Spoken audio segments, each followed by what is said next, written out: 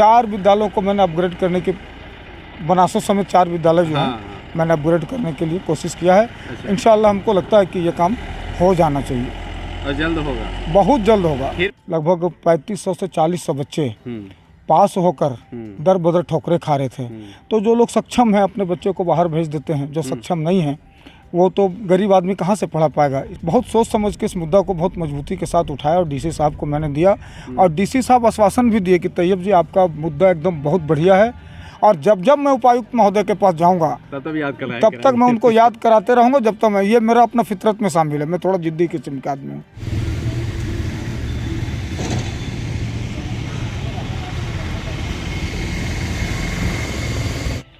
जोहार, नमस्कार। देखिए, हम यहाँ विष्णुगढ़ प्रखंड मुख्यालय में हैं और अभी मिल गए हमें विष्णुगढ़ मध्य से जिला परिषद सदस्य शेख तैयब जी, और मैंने चाहा कि भाई इनसे मैं थोड़ी सी बात की जाए, क्योंकि एक समझ लीजिए विष्णुगढ़ क्षेत्र के लिए एक बहुत ही बड़ा मुद्दा इन्होंने डीसी शशि प्रकाश सिंह के पास लेकर के रखा है कि ज्वलंत मुद्दा कहा जा सकता है, क्योंकि ये शिक्षा से जुड़ा हुआ मामला है।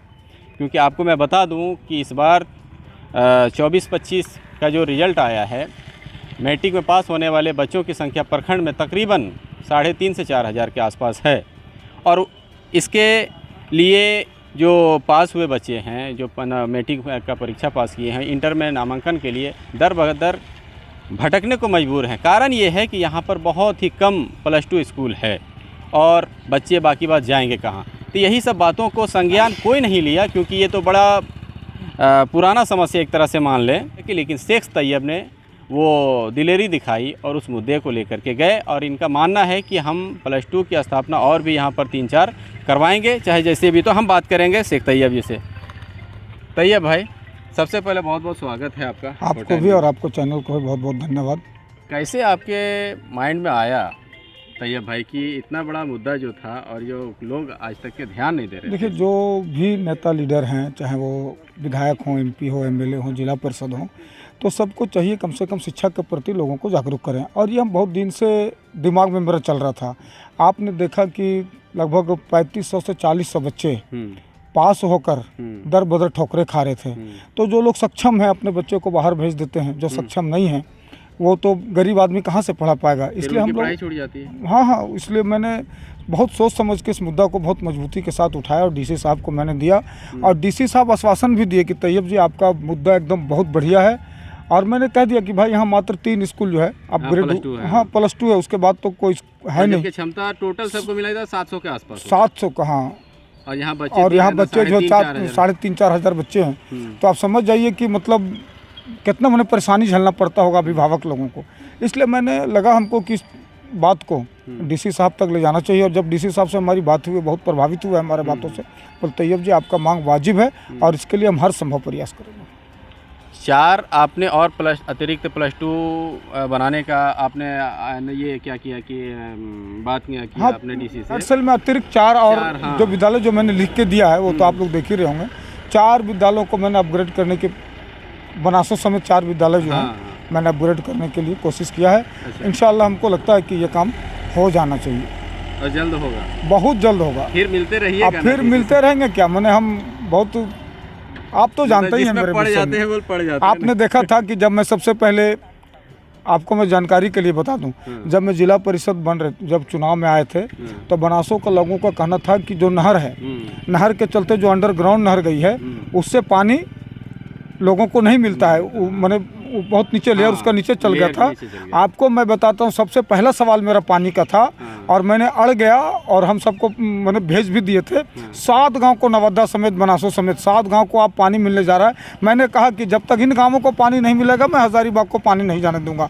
और मैं अड़ गया था। पहले ही बैठक में मेरे साथ डीडीसी साहब का अड़ाअड़ी चला था और मैं इसको करवा के रहा। आज आप देख लीजिए कि वहाँ पानी जाएगा, उसके बाद ही हजारीबाग जाएगा। इसका नाम तैयब है। पाइपलाइन का भी काम, पाइपलाइन का काम चालू है। तो इसलिए मैं लगता हूं तो मैं इसको पूरा करता हूं। मैंने आश्वासन दिया था उधर के लोगों को कि हर हाल में इसको करवाऊंगा। और सबसे ज्वलंत मुद्दा पानी के लिए त्राहिमाम है लोग बनासो में। तो इस बार यानी बच्चों को भी राहत मिलेगी। हाँ, इसीलिए मैं कह रहा हूँ कि बच्चों को राहत मिलेगी।